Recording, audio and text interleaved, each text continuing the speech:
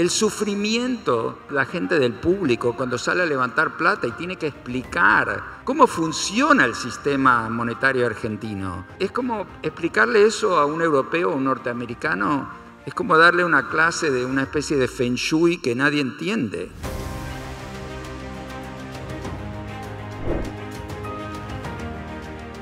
Bueno, muchas gracias Martín por venir acá, por hacer el esfuerzo. Creo que sobran las presentaciones para alguien como vos. Estás en todos los medios, la gente te escucha. Mucha gente vino especialmente a verte. Probablemente sos la persona más famosa que tenemos hoy acá. Y yo creo que a pesar de todo eso, nadie dimensiona el tamaño de emprendedor que sos y lo que lograste. No voy a hacer un recanto de todos los logros que tuviste, pero me voy a quedar con dos. El primero es que tenés 7 hijos, de los cuales 3 nacieron con ayuda del sistema de fertilidad y que vamos a charlar sobre eso. Es más, uno de tus hijos está acá presente. Y el otro logro es que hiciste 5 unicornios. Y eso puede sonar bastante para unos o decir, 5 unicornios. Pero cuando uno pone en comparación qué significa lograr 5 unicornios, te pone en una categoría que cuesta dimensionarlo. Para hacer un poco de ejemplo de eso, si existiera un leaderboard de emprendedores, que no lo hay, le ganaste a Wences, que solo tiene 3, a Alec, que tiene 2, tu socio, o hasta Marcos, que solo hizo 1, una gran compañía, pero no solo en esa liga, sino que le ganaste a emprendedores de Brasil como Federico Bolso de Mobily, iFood, Romero Rodríguez con Buscapé o Redpoint. Pero en otra escala, creo que si tuviésemos que armar un podio, el podio se lo lleva tu amigo Elon con 7 unicornios. Y en la segunda categoría estás al mismo nivel que Larry Page y Sergey Brin. Si vemos que las compañías que hicieron son unicornios en diferentes industrias como el tuyo, pero todos adentro de un mismo paraguas, que en este caso es Alphabet, o a la altura de Jeff Bezos, también con proyectos que no son solo de la misma industria, o Richard Branson, que también sería como un ejemplo más. Y abajo de eso, esos podrían estar en el mismo nivel, y por debajo de eso quedó gente como Rick Hoffman, o todo el PayPal Mafia, o Mark Andreessen, o Sam Altman, Travis Kalanick o Jack Dorsey.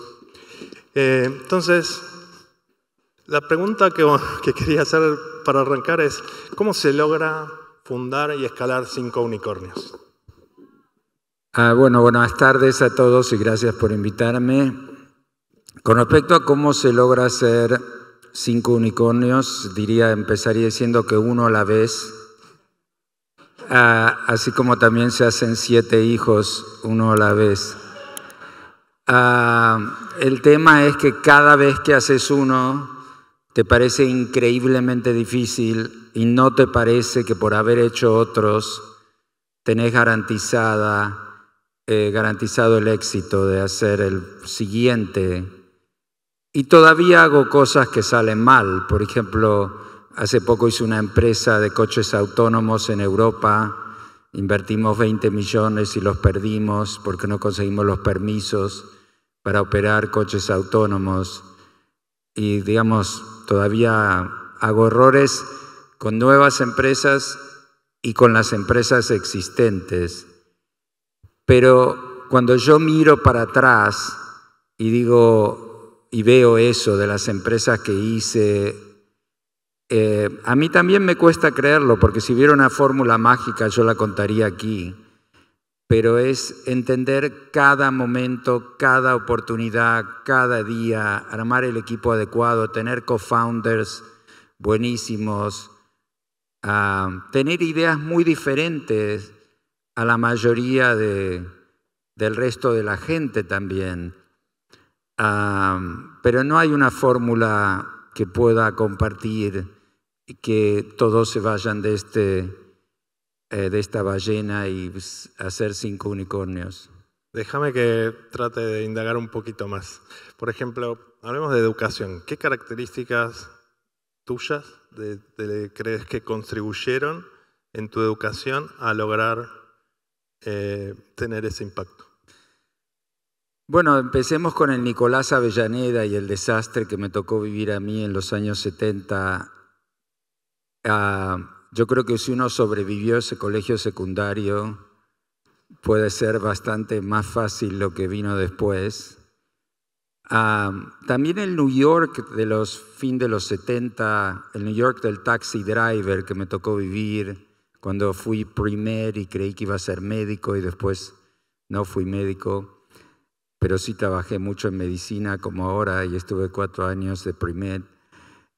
Fue una educación, era un New York que nada que ver con el New York de ahora, era muy violento, peligroso, era muy común que te roben. En general yo creo que crecer en la Argentina es como, bueno, yo soy ciclista, me gusta mucho el ciclismo y es como entrenar en altura. Los ciclistas van y entrenan a 3.000 metros, 4.000 metros para bajar al llano y ganar. Y yo creo que ser emprendedor en Argentina es como entrenar en la altura y ser educado en Argentina es como entrenar en altura, porque cualquier argentino vivió en su, aunque sea corta vida, una cantidad de crisis tan grandes que hacen que la vida de la empresa parezca un juego de niños. Y para eso hay que ir a entrenarse en Argentina, pero ir a jugar el partido en otro terreno, ¿no? Un poco más llano donde eso te dé un hándicap, ¿no? ¿Qué características crees que tendrían que tener estas nuevas generaciones de emprendedores para los tiempos que se vienen? ¿Qué valoras? Bueno, lo más diferente para las nuevas generaciones de emprendedores es la IA, ¿no? La inteligencia artificial. Digamos, de mis 7 hijos, solo uno dice que quiere ser emprendedor. Los grandes ya son otras cosas, son más científicos, uno es doctor en inteligencia artificial, pero trabaja en una tech, pero no es él el emprendedor. Otra es una doctora en neurociencia. Pero el de 12, David, siempre dijo que quería ser emprendedor y yo le dije, pero ¿te das cuenta que se viene la inteligencia artificial? Y me dice, sí, lo tengo clarísimo, vamos a hacer una empresa, la inteligencia artificial y yo. Muy bueno. Volviendo a tratar de sacar la fórmula del éxito, si hubiese alguna, otra duda que tengo es cómo manejas el tiempo. Manejas 4 empresas distintas, una de esas es un unicornio, otras son inversiones paralelas o me contarás cómo. Y eso implica un montón de estructura, además viajás, tenés 7 hijos, ¿cómo haces para...? Bueno, yo tengo una, llamémosla fórmula, porque ahí sí que hay una fórmula que podría ser replicable, que es que tengo una empresa en Madrid que se llama JazzYa, que es la madre de todas mis otras empresas. Todas mis empresas nacen de JazzYa, que es como, viene de Jazztel y Ya.com, que son 2 unicornios que hice en el pasado, JazzYa. Y entonces en JazzYa hacemos prototipos, buscamos product market fit, hacemos mínimo viable product. Pero lo curioso de JazzYa es que está en Madrid, pero que últimamente, ya estoy hablando de los últimos 11 años, todas las empresas que hacemos están en Estados Unidos. Así que eso ya es muy curioso, que exista una especie de creadora de empresas en Madrid, pero que las empresas no sean para España, que sean todas para Estados Unidos. Y eso es porque España era un buen lugar para hacer empresas, pero en los últimos años se puso muy dificilista, también se podría decir muy socialista. Y entonces el socialismo de antes, el de Felipe González, se daba cuenta que había que crear riqueza y después distribuirla. Pero el de ahora tiene una actitud tan anti-empresa que se puso difícil hacer las empresas en España. No es imposible, hay gente que lo hace, pero para mí me resulta más fácil hacerlas en Estados Unidos, donde también me eduqué y donde me muevo como un local. Entonces esa fórmula consiste en tener una idea, empezar a prototiparla, últimamente usando Cursor, Windsurf. Yo antes tenía equipos de programadores, ahora programo yo los prototipos. No tanto prototipos tipo Lovable, Replit, Bolt, Vercel, sino prototipos más en Cursor, ¿no? Que uno los programa. A veces yo hago la analogía de que Lovable y esas empresas son como el mozo que te trae la comida. Vos pedís un plato y te trae la comida, pero Cursor y Windsurf son más como el chef que hace la comida. Entonces nosotros probamos y después armamos equipos en Estados Unidos. Yo tengo 2.300 empleados en Estados Unidos y solo 30 en España. Y cuando empiezo las empresas, primero yo soy el único inversor. Y hay muchas que fracasan cuando la gente dice, 5 unicornios, todas te salen bien, pero no se dan cuenta, son como los espermatozoides que llega uno solo, ¿no? Y los otros se mueren por el camino. Entonces, las que tienen product market fit, las que pueden funcionar, ahí yo hago la primera ronda. Entonces, por eso es que tengo bastante éxito, no siempre, pero bastante éxito con los inversores que me siguen, como Khosla, Google, Insight y los mejores VCs. Porque en general, cuando ya pongo la empresa tiene una muy buena probabilidad de sobrevivir. Y yo soy primero CEO y founder, y después a los 2 años, 3 años, 1 año, 4 años, pero no más de esa duración, me consigo un co-founder. Y entonces la gente dice, ¿qué tipo de co-founder es? Si vos fuiste el founder, vos fuiste el CEO, ¿por qué los llamás co-founders? Pero son mis co-founders porque ellos agarran las empresas, yo las llevo de 0 a 10, ellos las llevan de 10 a 100, de 100 a 1000. Es decir, yo a veces las llevo de 0 a 100, pero no es mi especialidad hacer crecer empresas. Yo no soy un buen gestor de empresas, soy un buen creador de empresas. Y entonces mis co-founders son co-founders porque ellos hicieron que la empresa se hiciera mucho más grande, ¿no? Entonces esta fórmula es pensar en cosas, finalmente lanzar una empresa, algunas se mueren por camino, después llevarlas a Estados Unidos, conseguir el primer management team, hacerlas crecer, hacer el seed round, hacer quizás el Series A, yo también puedo hacer la Serie A, y después ya buscarme un co-founder y hacerla crecer con ellos y yo me hago chairman.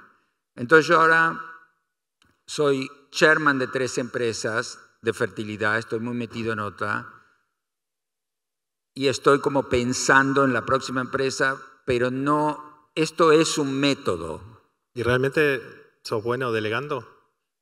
Yo creo que sí, que soy muy bueno delegando. Algunas veces tuvimos que despedir a mi co-founder, pero en general no. En general, tengo un ratio, no sé, de 4 a 1. Bien. ¿Cómo es trabajar con vos? Bueno, yo creo que los que trabajan cerca de mí, debe ser difícil trabajar cerca de mí. No los co-founders, porque yo los respeto mucho y les doy mucho espacio. Pero es verdad que yo soy como muchas veces muy impaciente y Y además no le dejo a veces a los management teams ejecutar algo que ya les estoy pidiendo de ejecutar otra cosa. Y eso es, no sé, es un defecto que nunca logré mejorar en mi vida. Pero al final me dura mucho la gente, así que no debe ser tan difícil. Me pasa cada tanto que como fan manager viene un emprendedor que está haciendo una empresa, le está yendo bien, empieza a ganar tracción, pero todavía no la vendió, ni hizo el IPO, ni nada. Y viene con la idea de hacer una segunda empresa porque encontré otra oportunidad en el mismo espacio. Y mi respuesta suele ser algo así como, vos no sos ni Elon Musk ni Martín Barsasky, dedícate a hacer tu empresa, vendela y después hacé la que viene. ¿Qué consejo le darías a ese emprendedor que trata de hacer lo mismo que vos? Bueno, yo creo que muy poca gente, Elon Musk, a quien conozco, puede ser CEO de muchas empresas, pero es muy poca gente. Yo tampoco soy CEO de muchas empresas, soy CEO de una a la vez. Nunca soy CEO de dos. Entonces te entiendo, porque realmente yo le diría, mira, o hacelo más tarde, haz ese proyecto más tarde, o si no le diría que sea inversor en este proyecto, que lo lance, pero realmente es muy difícil ser CEO de dos empresas a la vez. Algo también, comparto totalmente, y algo también que está pasando en el mercado local es cuando los emprendedores les empieza a ir bien, están ganando tracción y en lugar de hacer otra empresa deciden sumarse a un fondo de venture capital y hacer su propio fondo. Algunos se suman con un rol más testimonial, es decir, ayudo a hacer fundraising y demás, pero después no activan. O otros tienen un rol más activos, también sin dar nombres, pero vos tenés un fondo de VC, además de ser emprendedor, también sos todo lo que yo recomiendo que no hay que hacer a los emprendedores. ¿Qué consejo le podrías dar o en qué casos crees que eso se justifica? Sí, nosotros tenemos como unos $350 millones de fondos de VC. En diferentes fondos, tengo diferentes sociedades y todo. Yo antes enseñaba en Columbia, antes de que fuera tan woke, enseñaba entrepreneurship, ahora enseñan cómo destruir a los negocios. Pero seguí con la enseñanza a través de ser VC. Mi papá era profesor, mi mamá era profesora. Yo vengo de una familia de académicos, soy la oveja negra porque me dediqué a hacer empresas, pero tengo ese tema de enseñar. Entonces, con lo de ser VC, cuando la gente me dice, ¿por qué tengo que aceptar tu dinero y no el de otro? Yo digo que es porque una vez al mes vamos a tener una sesión de mentorship que es como mi nueva enseñanza. Ahora no enseño en la universidad y le doy clases particulares a los entrepreneurs. Y me entero yo, porque cuando uno enseña, aprende de los alumnos. Cuando uno enseña a un nivel muy alto. Entonces, a medida que pasan los años, yo sigo conectado con estos chicos de 20 y pico que están haciendo sus empresas. Por ejemplo, ayer estuve con los de Human, un equipo brillante argentino, de Nico Higuero. Es ese tipo de relación en la cual yo trato de ayudar y ellos se sienten ayudados. Y de ahí viene mi interés. Es una parte de reconectar con el ecosistema y de reeducarme yo también. Y sobre ¿qué le recomendarías a un emprendedor que está pensando en hacer su fondo como parte de generar más impacto? ¿Le recomendás que siendo founder de una compañía arme un fondo o le decís vende primero y después hace lo mejor? No, yo creo que los emprendedores, por ejemplo, un tema interesante de Elon Musk es que no invierte y no hace filantropía. Entonces, como el hombre más rico del mundo no invierte y no hace filantropía, ¿no? Te mueve las ideas sobre estas cosas, porque él está muy interesado en la fertilidad, lo que nosotros hacemos. Nacieron 300.000 bebés de nuestras clínicas, que están todas en Estados Unidos y Canadá. Y estábamos hablando del tema de la fertilidad, porque él además tiene muchos más hijos que yo. Y le interesa mucho el tema porque está muy preocupado de que la civilización occidental se está inmolando, se está suicidando, y los occidentales ya no tenemos suficientes hijos y estamos desapareciendo. ¿Cuál crees que es el fundamento de por qué está pasando eso? Bueno, es una pregunta muy importante para nosotros que estamos en el mundo de la fertilidad. ¿Por qué la gente está teniendo tan pocos hijos? También en Argentina, en Chile, en Uruguay. Y no hay una respuesta clara, pero la respuesta que no es verdad, que todo el mundo dice que es por eso, es que es un tema económico. ¿Por qué digo que no es verdad? Hace poco estuvimos con mi familia en Noruega, y para mí Noruega estuvimos viajando por Noruega. Es un país súper interesante porque cada familia noruega que se establece tiene $1 millón del gobierno. El gobierno tiene un fondo soberano tan grande que equivale a $1 millón por cada familia que se establece. Y les dan muchísimas ayudas a los noruegos para tener hijos. Le dan ayuda a la vivienda, ayuda a la guardería, al jardín de infantes, ayuda económica, ayuda a la comida. Y los únicos que tienen hijos en escala son los extranjeros, que no se pueden creer todas las ayudas que hay en Noruega y van ahí para tener los hijos. Y los noruegos no tienen hijos. ¿Por qué no tienen hijos? Yo creo que el wokismo hundió a la civilización occidental al punto que le dijo, mira, sos un esclavista, un blanco de mierda, un colono, un destructor del planeta, estás destruyendo el planeta. Una especie de peces en no sé qué río es más importante que vos. Entonces la gente dice, pero yo soy un desastre para el planeta. Y si yo soy un desastre para el planeta, ¿por qué voy a tener hijos? ¿Eso crees que es un tema ideológico o es los medios? Mira, claramente la gente de la derecha tiene más hijos. Eso es probado. Bien. La gente de derecha tiene más hijos que la gente de izquierda. Y es porque la gente de izquierda cree que todo está mal y que estamos destruyendo el planeta, que le hacemos un favor a la Pachamama si no tenemos hijos. ¿Y en términos biológicos el problema está resuelto? ¿De capacidad de reproducir pasado determinada edad? Bueno, nosotros estamos ahora con mujeres de 50 años, 50 y pico que tienen hijos porque con tecnología se pueden hacer muchas cosas.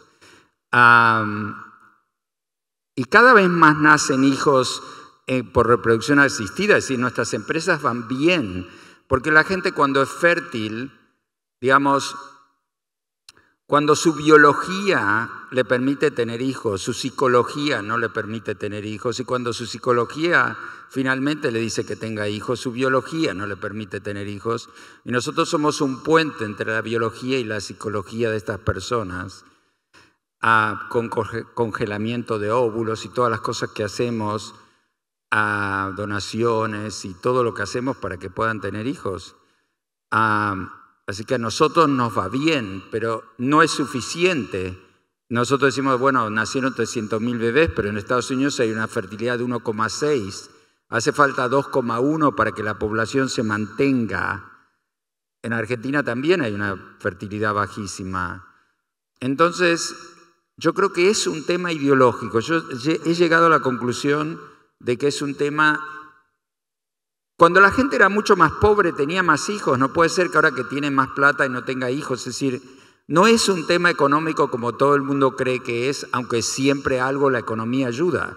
Pero si en Noruega casi nadie de los noruegos tienen hijos. Y después el fondo que tienen de 1.9 trillion, lo tienen para las futuras generaciones. Y uno dice, ¿pero de qué futuras generaciones estás hablando si no tenés hijos? Viviste en Argentina y en España y Estados Unidos, pero Argentina y España son dos países que conoces muy bien. Los dos países tienen casi más o menos la misma población, España un poquito más, pero el GDP de España es más del doble que el de Argentina. Argentina pareciera ser que está haciendo las cosas bien y España pareciera que está haciendo las cosas mal. ¿Qué tendría que pasar para que esas dos líneas converjan y que Argentina haga catch-up o leapfrog de ese GDP? Sí, no, es muy buena pregunta, yo también me la hago. Digamos, nosotros cuando ganó Milei compramos bonos argentinos, acciones argentinas y un campo en Mendoza. Y lo del campo en Mendoza me ayudó mucho a estar en contacto con la gente en Argentina que normalmente no estaría en contacto. Y es interesante porque esa gente ganaba $400 por mes, los obreros de la construcción, los que venían a hacer cosas en el campo, y ahora ganan algo así como $1.100 por mes. La vida es mucho más cara ahora que en diciembre del 2023 cuando empezamos, pero hay indicadores muy concretos como por ejemplo cuántos meses hace falta para comprarse un auto o una moto, o que ahora hace falta mucho menos meses de sueldo para comprarse ciertos productos. Digamos, nadie quiere volver a ganar $300. En España, el sueldo más común, después de impuestos, por lo altísimos que son los impuestos, lo más común es que un empleado que cuesta 2.000, pero cobra 1.100, ese es el sueldo más común.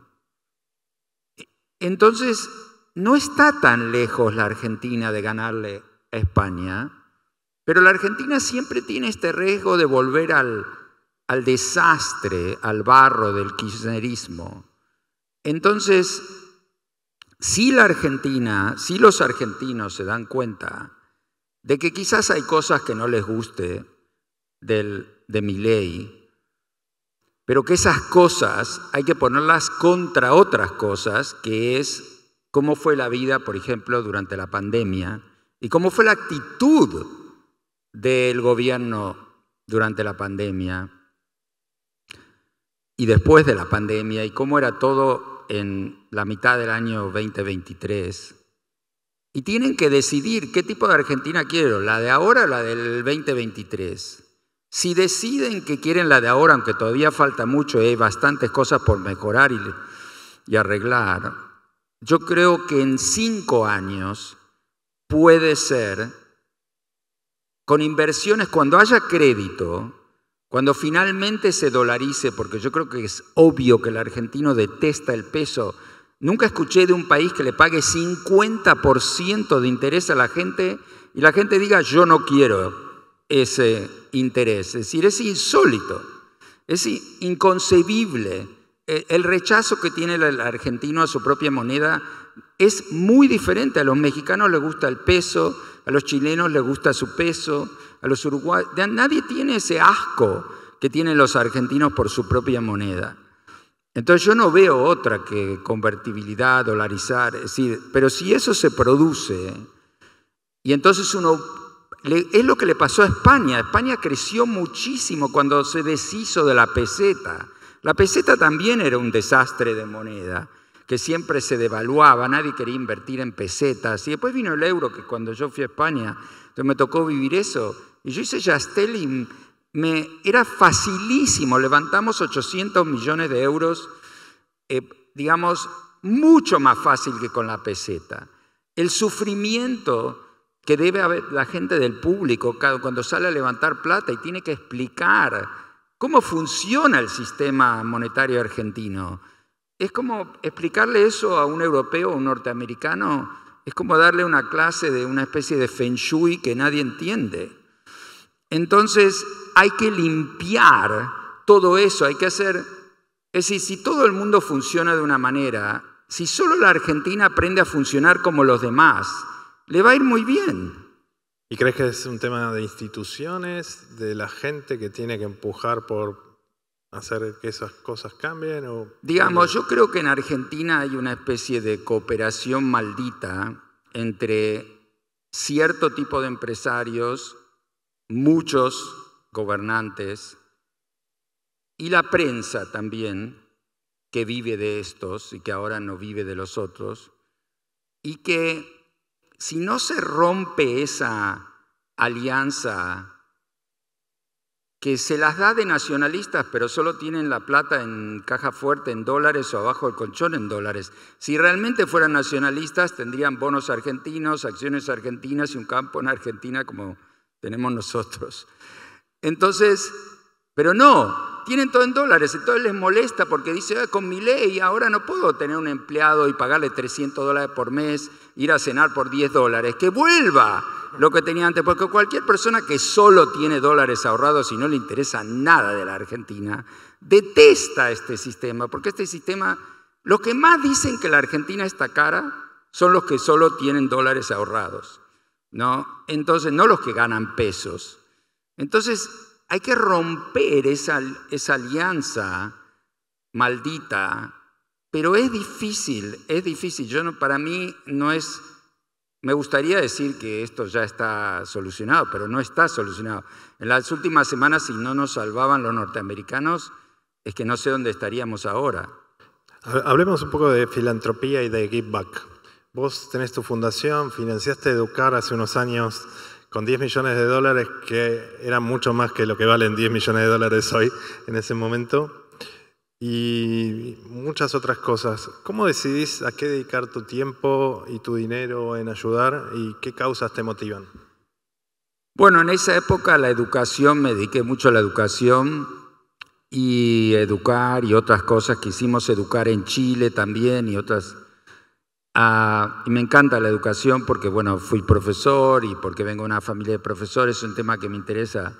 Últimamente, siendo judío y habiendo tanto antisemitismo en el mundo, y en España, orienté mi filantropía a ayudar las pocas instituciones judías que hay en España, tipo Maccabi, Betel, colegios, pero hay 2 judíos en Madrid. Y supongo que es algo que no tiene es algo más la necesidad que yo veo en el momento. A mí me sorprendió que después del 7 de octubre hubiera una ola tan grande de antisemitismo, como digo, y entonces empecé a ayudar por ese lado. Espero que esto cambie, espero que, por supuesto, quiero decir que Argentina es un gran país para ser judío, porque es un gran país para hacer cualquier cosa. La Argentina tiene muchos problemas, pero un problema que no tiene, que es genial, es que acá todos se ponen la camiseta de Argentina. En España, cuando España va al Mundial, los catalanes y los vascos hinchan por el otro equipo. No, es como dice, pero vos qué sos, es decir, ¿en dónde vivís? No es raro ser español y odiar a España. Es decir, acá los de Catamarca les encanta Argentina, los de Santa Cruz les encanta Argentina, a todos nos encanta Argentina. Eso, y después a todos, esta es una sociedad post-étnica, es decir, que es un milagro en el planeta, porque vivimos en un planeta de tribus que se la dan, los rusos, los ucranianos, es decir, es bueno no ser un país de tribus. Aquí nadie dice yo soy ítalo-argentino, no sé qué, argentino, sí, a veces dirán algo pero yo digo que este es un país que es un refugio por la Tercera Guerra Mundial porque es un país post-étnico. Pero España no lo es. Entonces, en las cosas que estoy haciendo ahí tiene que ver con eso. Contanos un poco qué es Wamani y qué estás tratando de hacer. Salió en los medios que estás armando un búnker. Wamani es un emprendimiento que hicimos con emprendedores como Alec Oxenford, Matías Nissenson, Mike Santos de Technisys, Daniel Lubetsky de la barrita Kind, David Kamenetsky, que es otro food entrepreneur de la nueva comida, digamos. Y entonces nos asociamos y compramos estas 32.000 hectáreas en Mendoza, pero primero quiero aclarar que todos dicen el búnker, no hay ningún búnker ahí, es un campo. O si no, toda la Argentina es un búnker. Es decir, la Argentina es un búnker en el caso de una tercera guerra mundial nuclear, como la segunda que fue nuclear, Porque en la guerra nuclear, si no te matan por impacto, te matan por radiación, pero lo que la gente no entiende es que la tercera manera que más te matan es de hambre. Y es de hambre porque después de que una guerra nuclear queda una nube, ese sí que es el cambio climático de verdad, entre paréntesis, queda una nube tan densa que por 5 años las temperaturas bajan 5 o 10 grados. Pero la Argentina, digamos, hay 3 graneros del mundo, Ucrania, el Midwest de Estados Unidos y La Pampa. Pero La Pampa es el granero del mundo que está más cerca del Ecuador. En La Pampa podría bajar la temperatura, igual se podría hacer crecer comida. Si bajara la temperatura, quedaría la temperatura como ya es en Ucrania. Y en Ucrania igual sacan un montón de comida. Entonces, lo que nosotros dijimos es de tener un campo en Argentina y todo, que igual nos encanta ir, andar a caballo, los gauchos, ir con la familia, estuvimos 12 días de campamento, ahí es una maravilla, pero no quiero que la gente se confunda como que yo pienso que solo hay que ir a Huamani, aunque una cosa graciosa, increíble, me imagino que mucha gente aquí leyó el cómic El Eternauta, sí. Y en el cómic El Eternauta, cuando yo estaba leyendo, de repente dicen que hay que ir a refugiarse a un triángulo que definen en Mendoza entre San Rafael, San Carlos y el arroyo que pasa por nuestro campo. Yo digo, pero esto es increíble. En 1957 el tipo decía que había que ir a refugiarse a Huamani. ¿Sos de hacer inversiones con poca probabilidad de ocurrencia, pero con gran impacto a lo Nassim Taleb o buscando el próximo Black Swan? Si hago inversiones así, sí. Sí. Es decir, muchas de mis inversiones son cosas... Bueno, mis empresas ya son cosas bastante raras. Ahora estamos haciendo un útero artificial y ovarios artificiales. Así que eso es lo que yo hago como emprendedor. Y después, cuando invierto, también invierto en cosas de baja probabilidad y mucho impacto, porque cuando ocurren, estamos todos mucho mejor. Es menos probable que yo invierta en cosas de las cuales ya hay 5 modelos y hay uno mejor, pero a veces sí también, porque me encantan los emprendedores. Pero me gusta mucho... Digamos, yo crecí hijo de un radioastrónomo que hizo un radiotelescopio en La Plata y que me explicaba que la temperatura y el calor no tenían nada que ver, por ejemplo. Y yo tenía 10 años y decía, ¿cómo? La temperatura y el calor. Cuando sube la temperatura hace más calor. Y me decía, no, el calor es una forma de energía y la temperatura es el estado cinético de las partículas. Cállate. Y entonces yo crecí en otro mundo. Contanos un poco cómo ves el mundo, China versus Estados Unidos, y no sé qué tanto adherís a la idea de Rey Dalio, de los imperios que van cayendo y cómo China va a ser la siguiente potencia. Digamos así, sin duda, Estados Unidos se inventa rivales, o inventa, no sé, los tiene históricamente desde que yo nací, que se evaporaron, ¿no? Por ejemplo, la Unión Soviética se evaporó. Japón se evaporó, pero Japón no se evaporó, es un país, uno lo visita, es bárbaro de visitar, mucho mejor que China, pero se evaporó como el gran peligro de Estados Unidos. Yo sé que a la audiencia le puede parecer absurdo, pero en una época se consideraba que Japón le iba a ganar a Estados Unidos. Y ahora dicen que China es que no hay manera que Estados Unidos le gane a China, que China tiene 1.400 millones de personas, Estados Unidos 350 millones, que cada norteamericano tendría que ser 6 veces más productivo que cada chino. Los chinos son trabajadores, inteligentes y todo eso. Pero yo igual creo más en Estados Unidos. No creo que China va a ser el rival que dicen que va a ser. ¿No ves una crisis de valores? A ver, todos los occidentales creemos que no es posible el desarrollo económico sin democracia y sin libertad. China está probando, y Dubái está probando, que existe otra fórmula donde se puede tener desarrollo económico, prosperidad, salud, sin tener ni democracia ni libertad como nosotros las conocemos. Ellos tienen su versión de lo que creen que es. Pero, ¿no crees que eso va a ser? Bueno, yo creo que la cultura occidental es la cultura que más ha contribuido de lejos a la humanidad, y yo no me trago eso que todas las culturas son iguales. Y me parece que le dimos a los chinos un menú. Y el menú se llamaba capitalismo científico, llamemos capitalismo, ciencia, todo eso, medicina occidental, no oriental, todo. Y la otra parte del menú era democracia. Y los chinos vieron el menú y dijeron, bueno, nos quedamos con el capitalismo.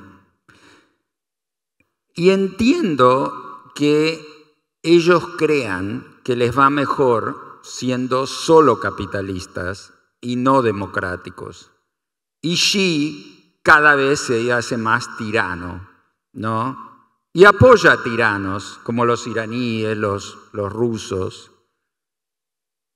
Pero desde que Xi se hizo muy tirano, a China le va mucho peor, ¿ok? Y yo sí creo que hay una correlación muy grande en vivir en libertad y en que te vaya bien. Que se pueden tener tiranías como Singapur o Dubái, pero inclusive esas tiranías son bastante abiertas a nuevas ideas y todo eso, salvo que el tipo que está en el poder no se quiere ir.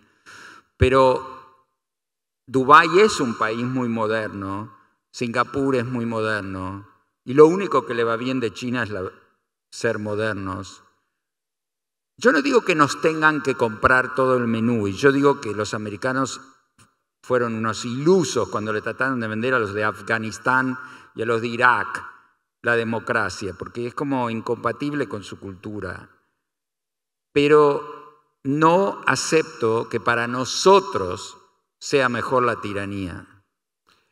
Hace poco te redefiniste como de derecha después de venir, no haber sentido que venías desde ese lado. ¿Qué flavor de derecha estás? Bueno, yo me fui a la derecha después de un asalto que sufrimos racista en París, en la Champions League, con mi familia, aquí está mi esposa y mi hijo que estaban ahí, nos atacaron a decenas de miles contra los fans del Real Madrid y del Liverpool. Blanco de mierda, es decir, insultos, nos robaron, nos gritaban, nos insultaron, y fue para mí ese día como me cambió todo. Yo creí que nosotros éramos los racistas, que los blancos teníamos el monopolio del racismo, que éramos los culpables, los colonos, los esclavistas. El 7 de octubre también me hizo cambiar mucho mi opinión sobre muchas de estas cosas.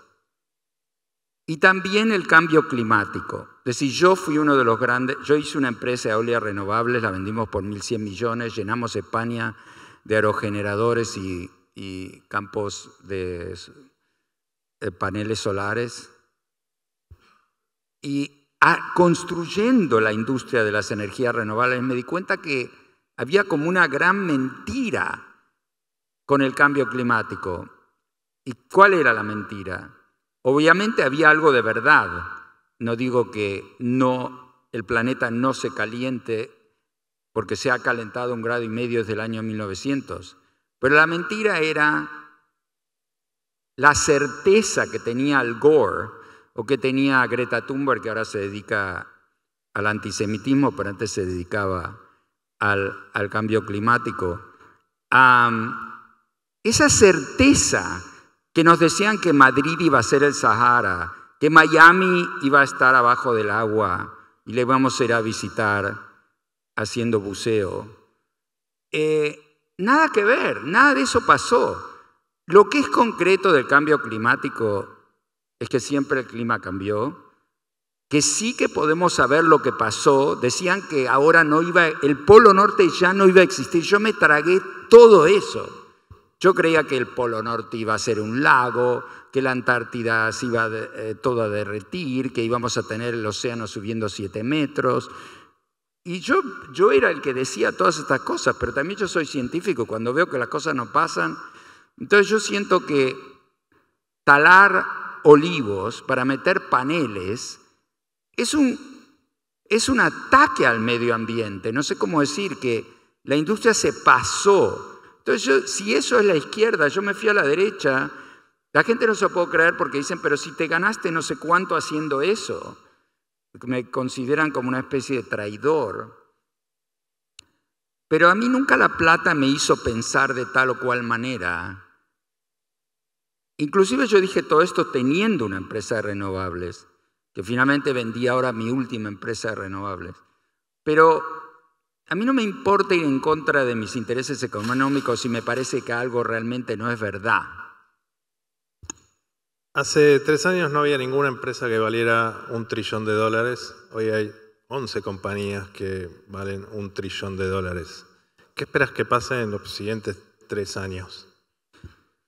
Bueno, yo recomiendo a toda la audiencia que está aquí de poner sus ahorros en el Nasdaq 100, ¿okay? Que son las 100 empresas mejores del Nasdaq.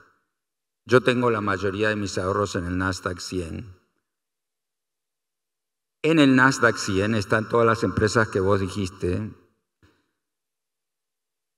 Yo vengo creyendo en la tecnología y en las grandes empresas hace mucho tiempo, no sé, hace 15 años, que empecé a darme cuenta que estas empresas se estaban comiendo al mundo. Ahora va a haber va a cambiar esto. Y yo pienso que sí que cambia un poco, la composición del Nasdaq 100 cambia. Algunas empresas no les va tan bien como otras, pero eso es lo bueno de tener el Nasdaq 100 o QQQ, que es el ETF más conocido de esto. Entonces yo no he cambiado mi portfolio. También es interesante vivir en un país donde los impuestos son altísimos. Yo vivo en un país que los impuestos son más altos que en la Argentina. En Argentina se paga 15% de capital gains, en España 27%, y acá se paga 35% de income y allí 47%. Lo que hace vivir en un país de altísimos impuestos es que cada vez que compras algo te decís, ¿lo voy a tener el resto de mi vida? Porque si no lo vas a tener el resto de tu vida, mejor no lo compres. Y entonces te hace ser mucho menos trader y te hace ser mucho más una persona de altísimas convicciones. La gente más exitosa del mundo es la que menos diversificada está y es la que tiene un altísimo nivel de convicción. Es verdad que la gente más pobre del mundo también es la que tiene un altísimo nivel de convicción equivocado. Pero eso no quita que uno no puede tener un altísimo nivel de convicción con ciertas cosas como tengo yo. Y si vemos LATAM en esa foto, hablábamos de las empresas más valiosas. Hoy 9 de las 10 empresas más valiosas son empresas de tecnología. Cuando mirás LATAM, las empresas más valiosas, solo hay 2 de tecnología, que es Mercado Libre y Nubank. ¿Qué esperás que pase con eso? Bueno, yo creo que Latinoamérica tiene algunas empresas increíbles, como la de Marcos, como Mercado Libre, es admirable, es la mejor empresa de Latinoamérica. Pero eso no es solo, digamos, uno tiene que jugar con sus mejores jugadores y tiene que ver cuáles son sus recursos. Los recursos de Latinoamérica, o concretamente los de Argentina, es decir, cuando yo miro la cordillera de los Andes y veo que los chilenos le sacan 80 billion y los argentinos le sacamos 3 billion a la cordillera de los Andes, más fácil ir a buscar los 77 billion en la cordillera de los Andes que hacer otra empresa de tecnología. Quiero decir que tenemos lo que en Estados Unidos llaman la fruta más fácil de agarrar, de low hanging fruit. Entonces quizás no es lo mejor para Latinoamérica hacer gigantes tecnológicos y podemos ser todos mucho más prósperos enfocándonos en la energía y la minería. La energía también es fundamental en el momento que vivimos de la inteligencia artificial. Los que más energía barata tengan, por ejemplo a 6 centavos el kilovatio, van a ser los que más inteligentes van a ser, porque ahora vamos a pensar, ahora vamos a transformar la electricidad en coeficiente intelectual. Y la Argentina está muy bien posicionada para transformar la electricidad en coeficiente intelectual. Y la Argentina puede resultar uno de los países más inteligentes del mundo solo porque puede pensar en centros de inteligencia artificial mejor que otros que no tienen la energía. Tendríamos que ir cerrando porque nos pasamos un poco del tiempo, pero me gustaría que cierres con un mensaje a esta comunidad de inversores que tenemos acá en este foro y ese mensaje a la posteridad que sea algo más que solo comprar Nasdaq 100, que está muy bien. Además de comprar Nasdaq 100. No, yo creo que hay muy buenas oportunidades para invertir en Argentina, pero yo le diría a cada persona que por favor no se anote a la moda de su amigo o de que escucharon, sino que tenga su propio desarrollo y su propia área de interés, en donde puede tener algo mayor de conocimiento del que tiene el ciudadano común para esa área de interés. Es decir, yo he evolucionado en mi vida de área de interés, las telecomunicaciones, las energías renovables y después la fertilidad y la medicina, que fue cuando empecé, porque yo empecé estudiando medicina. Hay que entender algo muy bien. Y estudiar no está mal, y ahora con los LLM se puede aumentar la capacidad de estudio, encontrar un área de interés en la que uno cree que sabe más, que tiene una ventaja, enfocarse en eso, tener un alto nivel de convicción y salir adelante con esa convicción en un área que es muy prometedora.